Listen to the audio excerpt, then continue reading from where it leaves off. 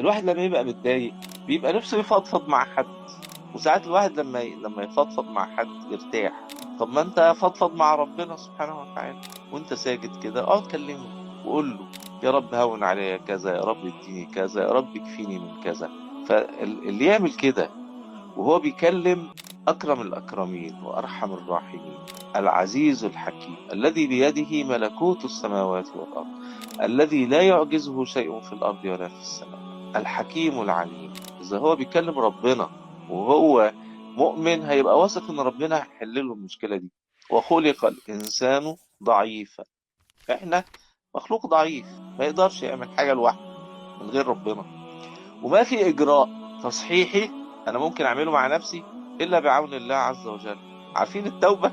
واحد يكون عامل حاجة غلط وعايز يتوب، هو ما يعرفش يعملها لوحده. ربنا بيقول ثم تاب عليهم ليتوبوا.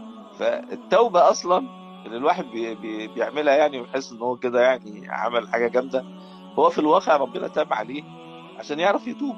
فإحنا مخلوق ضعيف، والقرآن بيفهمنا، بيعرفنا يعني إيه صلاة، وإن الإنسان اللي بيلتزم بالصلاة ويداوم عليها إلا المصلين الذين هم على صلاتهم دائمون.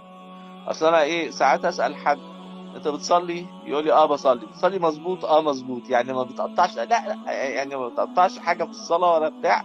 لا لا، ساعات بقى إيه يعني أنسى العشاء، أسيب مش عارف أصلي الفجر لما أصحى الصبح بوسط النهار، وهكذا. ده مش دائم على صلاتي، فلا بد من المداومة. ليه المداومة بقى؟ عشان مكر الشيطان وكيد الشيطان مستمر، فأنا لازم إجراءاتي تكون مستمرة، لازم يبقى عندي ثوابت، لازم يبقى في حاجة اسمها أذكار الصباح والمساء، لازم يبقى في 5 صلوات في اليوم والليلة. المسألة دي مسألة مهمة علشان أحفظ نفسي، ما تروحش مني بعيد، الشيطان ما يضحكش عليا.